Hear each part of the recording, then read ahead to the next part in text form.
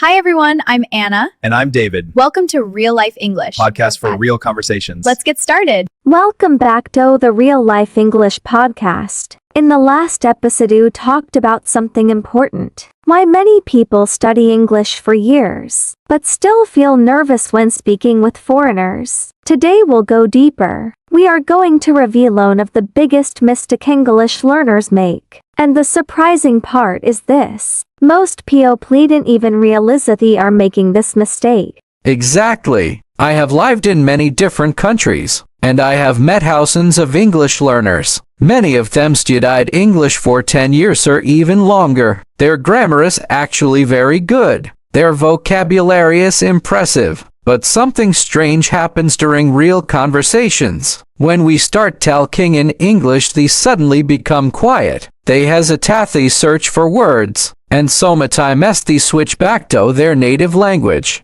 And that moment is painful, because deep inside you know something. You studied a lot. You spent years learning English. You bought textbooks. You joined courses. You downloaded apps. But when a real conversation appears, your brain suddenly freezes. Many learners think the problem is vocabulary or grammar, but actually, that's not the real reason. So what is the biggest mistake? Here it is. Most learners study English like a school subject, not like a communication tool. They focus on grammar rules. They memorize vocabulary lists. They complete exercises. They translate sentences. But real conversations do not work that way. Real conversations are fast. They are emotional. And they are unpredictable. Exactly. In school, students are trained to find the correct answer. Everything has its own right solution. But real communication is different. It is not about perfect answers. It is about connecting with people.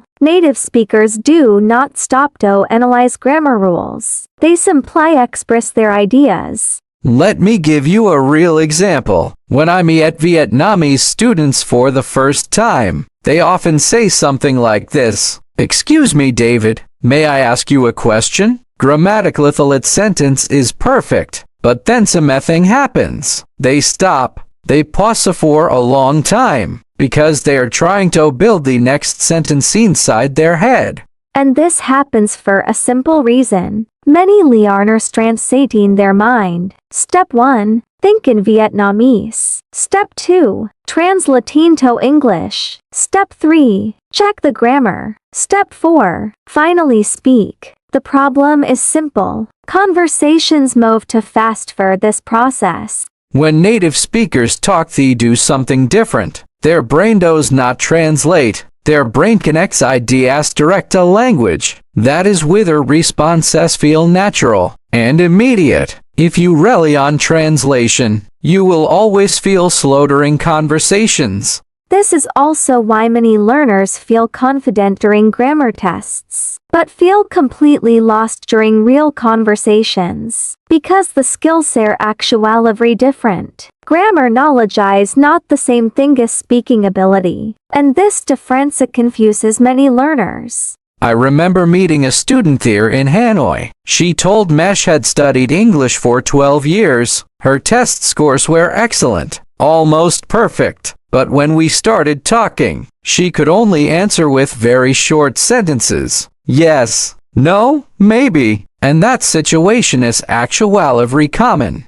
The reason is psychological. Many learners are trained to avoid mistakes. They believe that mistakes are something bad. So before speaking, they try to build the perfect sentence. But that pressure creates fear, and fear blocks communication. But the truth is simple. Communication is messy. Even native speakers make grammar mistakes all the time. Sometimes we change sentence in the middle. Sometimes we repeat words. Sometimes we pause to think. And that is completely normal. So how can we fix this problem? The first step is very simple. Stop treating English like a subject. Start treating it like a real-life skill, just like learning to drive a car or playing a musical instrument. Think about driving. You cannot learn to drive just by reading a book. You must sit in the car. You must tuck the wheel. You must practice on the road. Language learning works exactly the same way. Instead of memorizing vocabulary lists, try learning natural phrases, phrases that people actually use in daily life. Real conversations are built from small chunks of language. For example, instead of memorizing the word suggest, learn a phrase. I suggest to try this. I suggest going earlier. Now your brain can use the phrase instantly. Another powerful habit is listening. Listening to real conversations, podcasts, interviews, YouTube discussions. This trains your brain to recognize natural speech patterns. But do not just listen passively. Do something powerful. Repeat what you hear. Pause the video. Copy the pronunciation. Copy the rhythm. This technique is called shadowing, and it is incredibly effective. Now, let's talk about mindset. One simple idea can change everything. Communication is more important than perfection. If people understand you, your English is already working. And here is something interesting. Many native speakers actually appreciate learners who speak confidently, even if their grammar is not perfect. Confidence creates connection.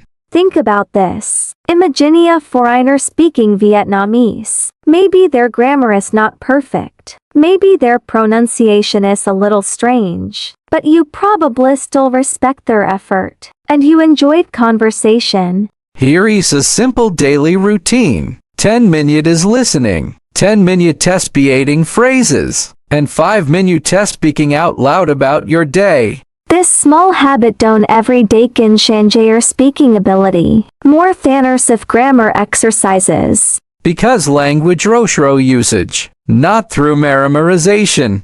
Remember something important. English is not just a language. It is a bridge. A bridge that connects you to people, to cultures, and to opportunities in the world. Every time you speak English, you are not only practicing a language, you are opening doors, new friendships, new experiences, new possibilities. So if you have been studying English for many years, but still struggle to speak confidently, do not feel discouraged. The problem is not your ability. The real problem is the method, and once change the method, everything can change. In the next episode we'll talk about a hidden habit. A habit that silently destroys your speaking confidence. And trust me, almost every English learner is doing it, without realizing it. See you in the next episode.